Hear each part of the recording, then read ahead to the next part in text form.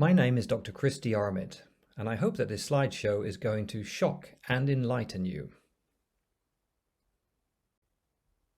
So why should you listen to me when it comes to plastics? Well, I'm a PhD polymer scientist and I've spent my whole career working with plastics materials.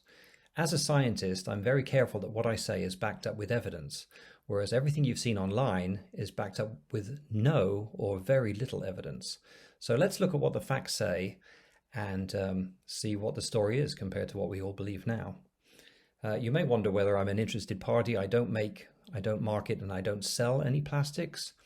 And although I did write a book on this, I'm not even selling the book. The book is available for free as a download from the website. So I have no interest in leading you astray to make money. My only goal is to make sure that our children are taught facts at school and we make sensible decisions based on things that are actually true. A recent study on 4.5 million tweets showed that falsehoods, i.e. lies, were 70% more likely to be retweeted than the truth. And why is that? Because lies are more exciting than the truth. So studies have shown that lies travel farther and quicker than the truth. And that means that you can never really catch up with a lie. The lies are more salacious, they're much more exciting. And the truth, although important, is not as exciting. So this is a problem, right? What I'm trying to do is correct lies that have already spread very far. And that means I can never really win. But as a scientist, I want to try to win, because unless we try, we're not going to make smart choices. Here is something else about lies and the truth. It's something called the illusory truth effect. And what they found is that if you just keep repeating a lie, even the smartest people will start to believe it. And that's exactly what's happened now. We're bombarded every day with things on the internet, and we know that we shouldn't really trust it, but that's really our only source of information. Even the mainstream media can't be trusted these days. And so we just keep repeating things until people believe it. And that's right where we are now. We've allowed lies to be repeated again and again until people are misled. And I'm going to try and correct some of those misunderstandings right now. So let's leap into the facts. Every slide has evidence with it. So it has peer-reviewed articles and citations that you can simply look up in Google or check it on the website. So let's jump in now and see what we know about plastics relative to what we've heard about plastics. Here's a slide I found on materials use, and I was shocked when I saw this slide in a book. It's a book called Materials and the Environment. It's a really excellent book. I recommend it. So I was turning the pages, and what did I find? I found this pie chart which shows that plastics, i.e. polymers, are 1% of the materials we use. So this was shocking because we're told that plastics are taking over the world, we're drowning in plastics, we must immediately drop everything, and we must get rid of plastics because they're our #1 problem. So imagine my surprise to learn that they're 1% of the materials we use. I was like, this can't be right. This just can't be right. So I went away, and because I'm a scientist, I don't rely on any one source of information. To prepare this talk and the book, I read over 2,000 peer-reviewed articles. So anyway, I didn't believe this one source because I thought this is contradictory compared to what we're told online. So I went and checked a couple of other sources, which I've cited here, and I found out that the number was actually wrong. The number is actually lower than 1%. They had just rounded it up for this pie chart. The actual amount of plastics we use is around 0.5% of all materials. So what we're doing right now is we're obsessing thousands and thousands and thousands of posts. There's people up in arms. There's people spending millions and hundreds of millions of dollars just to focus on plastics while steadfastly ignoring 99.5% of the problem. So I'm not saying plastics are not part of the problem, but I am saying that it's insane to spend all of your money and all of your efforts on 0.5% of the total problem. There's just no conceivable way you can fix a problem by focusing on 0.5% of it and ignoring the rest, which is exactly what's going on right now. So we know now about materials use. What about waste? We're told that we're drowning in plastic waste. Is that true? Well, as I wrote in the book, plastics make up about 13% of household waste. Those are according to EPA statistics. So that's a relatively large amount. It's smaller than food, it's smaller than some other items, and it's a relatively small proportion of the total thing, but it's still significant. The other thing that we found in the book was that plastics have been proven to have dramatically reduced household waste. So although they're 13%, without them, there would actually be way more of overall waste, because it takes about 3 or 4 pounds of other material to replace 1 pound of plastic. What I didn't realize when I wrote the book is that household waste is only about 3% of total waste. The rest of it is industrial waste, which doesn't really contain any plastic. So what we find is that plastics are about 0.3% of overall waste, which makes sense because plastic materials are 0.4% of overall materials. So that kind of makes intuitive sense that it would be around there. And again, here are all the studies that I've cited to prove what I've just said. So here we are, we're focusing on plastic waste as if it were the number one thing, and it's A, 0.5% of waste, and B, proven to have dramatically reduced waste. So if we're worried about waste, we shouldn't be focused just on plastics. That would be a bad idea. Let's move on to what's green. This is a life cycle analysis. When you work out whether a material is green and a product is green, like a straw or a cup, you look at the raw materials, the manufacturing process, all the transportation, the CO2, the oil used to make it, the fossil fuels, everything you can think of, the waste created, what happens at the end of life, all of that's considered. And usually the raw materials are about 20% of the total. So it's a mistake to just look at the raw materials. It's more the total use of the product in its life that makes up the majority of the life cycle. But this is the only way to know what's green and what isn't green. It's accepted by governments and green groups and companies alike. So anyway, let's look at that and let's see what is green.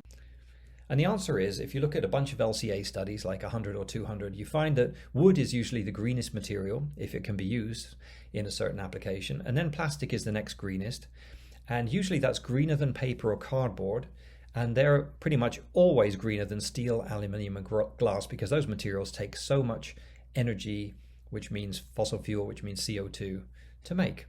So that's what we find out, that plastics are actually one of the greenest materials. If you look at, for example, at grocery bags, which everyone likes to talk about grocery bags, there are 26 life cycle analyses on bags, and plastics turn out to be the greenest option every single time. So replacing plastic bags with paper or cotton or anything else is proven categorically to harm the environment. And yet that's what our politicians are having us do because they haven't bothered to check the facts. So that's a mistake. It's harmful. Let's look at another example. Here's a drink container. So this is some new data. I have a different table in the book, but this is from a different study.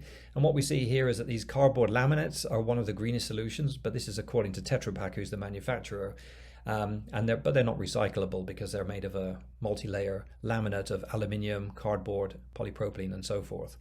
The next green solution is a high-density polyethylene bottle. Then we have the PET bottle, and then we see steel, glass, and aluminium are horrendous for the environment. They create more waste, greater amounts of carbon, more energy used, and so forth. So we have a choice here. We see that these things which are less green are recycled more, and the things that are more green are recycled less. So you have two choices here. Either you stick with the green things and increase their recycling rate. So for example, plastic recycling could be dramatically improved, or you select, which is what people are doing online. They're saying, let's use steel, glass, and aluminium because they're recycled.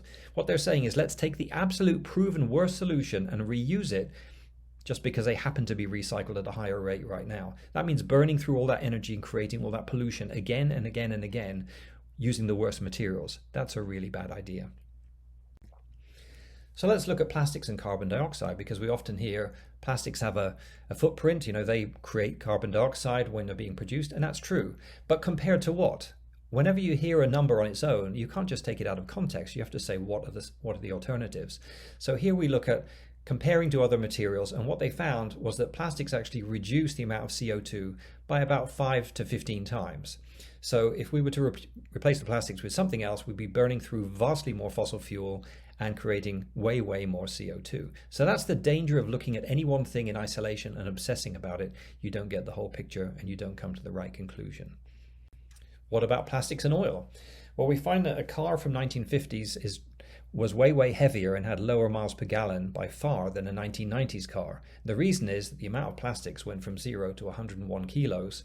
That decreased the weight. And if you calculate the oil savings due to the weight savings, you find that the net effect of plastics, overall plastics, not just in cars, but the net effect of having plastics in our lives is to reduce oil consumption. So although a little bit's used to make the plastic, far more is saved by making our cars lighter, by insulating our homes, and by preserving food. Let's look at these claims that the green groups like to make about turtles and whales to get our money out of our pockets.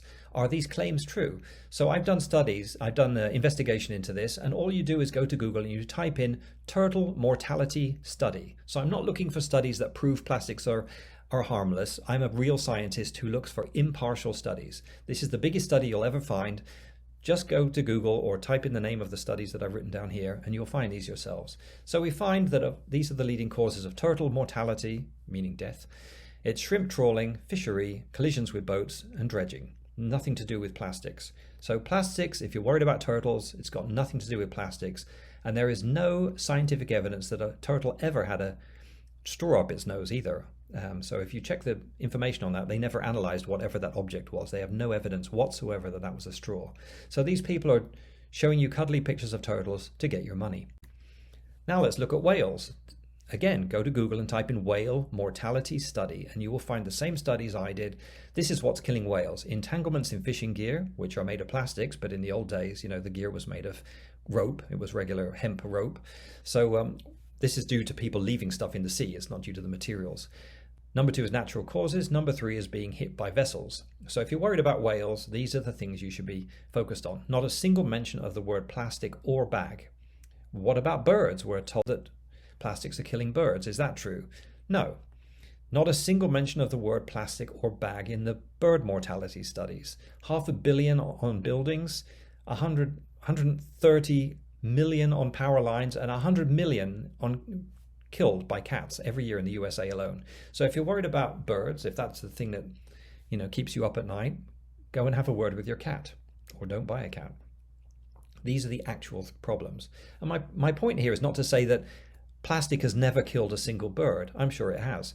My point is that if you're worried about birds, you're genuinely worried about birds, focus on the things that actually affect birds. To say that plastics are a major threat to birds is just a lie. Next, we're told that plastics degrade, they take forever to degrade, they're forever chemicals. Is this correct? And the answer is no. If we look at the time for paper, for example, to degrade at room temperature, it's 2,700 years. So when it does degrade, it gives off CO2 and all the same things that plastics do, because paper is made of very similar chemicals to what plastic's made of. They're both polymers, they're both based on carbon. So when you put them in a landfill or whatever you do with them at the end of life, they're very, very similar.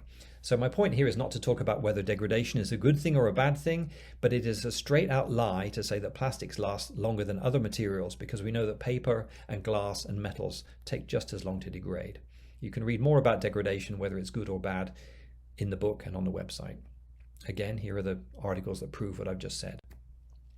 We're told by a World Wildlife funded study that we eat a credit card worth of plastic, that's 5 grams per week. Is that true?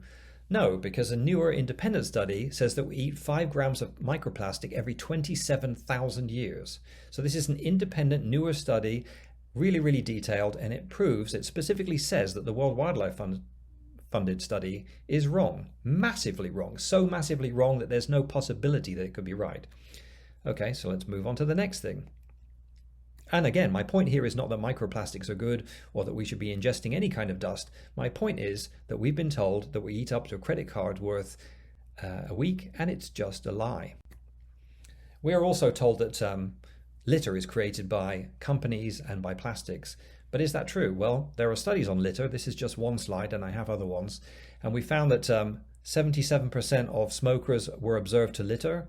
Overall, they didn't extinguish their cigarettes, which gives a burning risk. And even if you put trash cans every 20 feet, there was still litter. So you could literally have a trash can every 20 feet. That's every 8 steps, and people were still littering. So blaming companies or materials for litter is naive, unjust, and counterproductive. And why am I obsessed about the truth? Because I'm a professional problem solver, and the thing you realize when you're a problem solver is to solve a problem, you need to understand the problem. If you've understood the problem wrong, you'll never solve it, and that's exactly what's going wrong now. People are telling lies, and people are solving the problem with the wrong solutions and actually causing more harm. So EPR, extended producer responsibility. Should we be blaming Coca-Cola and the plastics companies? That's what's happening now. That's what the environmental groups are doing. They're saying that, recently I read that 85% of beverage is caused by the 4 largest soda companies. So let's compare that to a few other statements. 50% of car fatalities are caused by the top 10 manufacturers of cars. Ford and Chrysler and GM, Hyundai. Are these people held responsible for car fatalities, or is it the person behind the wheel? 90% of firearm deaths are caused by 10 gun manufacturers. Does anyone believe that? Do we put the guns or the bullets or the manufacturers in jail when there's a murder using a firearm? No, we blame the person. So we've got 100% of horse riding accidents would be caused by God because he or she makes horses, right? None of these statements hold water. And yet when somebody says that the soda companies or the plastics people are causing litter, everyone seems to go for it. They seem to just lose their mind when it comes to plastic and totally abandon logic. So blaming the manufacturer or the material makes no sense at all, and it won't help us. So the NGO Scorecard, let's look and see how these so-called environmental groups are doing. When it comes to materials, they tell us to blame plastics, but we know that concrete, wood and metals are the three main culprits. When it comes to waste, they tell us to blame plastic, but we know that manufacturing, oil and gas are the three main culprits. When it comes to turtles, they tell us to blame plastics, but it's trawling, fishing and boat strikes. You can see a trend here, right? I haven't found a single instance where a so-called environmental group has given us advice which is actually true and actually helpful. All they're doing is telling you, give me your money because plastics are the problem. And the worst thing is they don't even spend the money in many cases on solving the problem. They just put it in their pockets. So this is a problem, right? They're just telling us that plastic is the problem, the number one problem, and it just doesn't hold water. It's just not backed up by any facts. They don't even present any facts often for these claims. And when you check into it, like I've just done, you find out that it's nonsense. So here's an article, actually a really nice report written by Dr. Patrick Moore, who was the president of Greenpeace for years. You can look him up on Google. And he's written a couple of books, and Confessions of a Greenpeace Dropout, and another one just recently. And here's a report that he wrote. This is what he says as the head of Greenpeace in the past. This is how they work. They create a problem that doesn't really exist. They make up some stories with a powerful image like a turtle. And then they invent a simple solution which sounds plausibly but doesn't actually work. And then they pick an enemy, they blame them for everything, and they blame them for obstructing the solution. And no matter what you do, which is what the plastics people are doing now, they're spending hundreds of millions on all kinds of plans. They say, no, you're corrupt and your solutions are completely inadequate. Right, so that's their actual business plan, and it's been very successful. Look at the amount of money they spend on advertising and look at how much money they've got in the bank. According to Wikipedia, they've got a turnover of $400 million a year. So they're doing a great job, according to their former president, of ripping you off by telling lies. His words, not mine. So what happens when we do this? Here's a recent article. Supermarkets are bringing in even more damaging packaging in a rush to ditch plastic. So the public have been misled now by the green groups telling you whoppers, and they demand change. So the supermarkets, because they want your money, they bring in new packaging. But the new packaging, they know, they've interviewed these executives, they know that the new packaging based on paper usually is more harmful than the plastic, but they feel compelled to do it because customer who's been misled has demanded it. And the same thing with the politicians. The voters want to have plastic-free solutions. So in Canada, they've just said that plastics are toxic, which is a complete scientific lie. And they're sucking up to get votes. So this is it's very, very dangerous for us to allow green groups to lie to the public, because that leads the companies to invent solutions that cause more harm, and it leads the politicians to make policies which cause even more harm, and it leads our teachers to teach our children straight out lies, which is what got me angry enough to start investigating this in the first place. So greed and lies are increasing environmental damage. So this has consequences. So wrapping up now, this is the last slide. What should we do? I'm writing a policy document now, although I didn't want to try and recommend what we should do based on the actual facts, not what we've been presented online, but what's actually known to be true. So we should reduce, reuse and recycle materials. And if we were to concentrate on three materials, it would be concrete, metal and wood, because they are by far the greatest amount of materials, is 99%. So if you had $1 billion or $1 trillion, or a certain amount of time, you would focus on those three materials because they're the vast majority. Not to say you wouldn't do anything about plastics, but at the moment 100% is going into plastics and everyone's ignoring the 99%. That is sheer insanity. We should reduce litter, and we know that litter is caused by people, not by materials, not by companies. So the way to do it is to address people, and there are actual scientific studies proving that the way to reduce litter is through education, through fines, and in my opinion, it should be through public shaming. So if you litter, you should have to clean out litter in front of your own house, in front of your neighbors, with a bright orange vest saying, I'm a litterer, for a week. And the sheer shame of it would ensure no more littering. That's the way to solve that problem. We should reduce damage to the environment by looking at each application and looking at the life cycle analysis and picking the greenest material.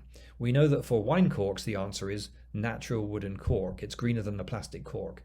We know that for decking, that would be wood decking. That's greener than the plastic decking, according to the life cycle analysis. But if we look at bags or banknotes or straws, for example, we know that, or most cases actually, we know that plastics are actually the greenest solution. They reduce the carbon dioxide, they reduce the fossil fuel usage, they massively reduce waste, and so on.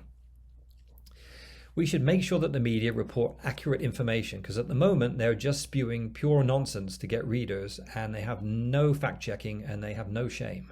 I'm not talking about every journalist. I found some good ones, but most of them are just out to sell whatever sells, and usually that's sensational bad news rather than the truth. Shops and supermarkets should do what's proven greenest, not what's expedient. Politicians should prioritize the planet over the poll results, and the public should focus more on being good rather than looking good, because at the moment too many people online are virtue signaling, trying to look good to their friends, and when you show them the evidence, they're too lazy to even look at it. That's a problem I face every day. You say, oh, you're concerned? Spend 5 minutes looking at this. No, I don't want to look, they say. And you say, well, clearly you don't care. If you don't have 5 minutes to even consider the evidence, you're just showing off to look good for your friends. You're not actually caring about the environment. So these are the problems we face today. Here are some proposed solutions. This is all I can say in a very short time, but there's a much bigger presentation coming in a couple of weeks where I'm going to go more into depth in some of this. I hope you enjoyed it. All this information is free in the book. It's free on the website. And as I said, I'm not paid to do this. This is 1,000 hours of my own time that I've wasted to bring you the facts. So I hope you appreciate it, and I hope you've got some nice questions.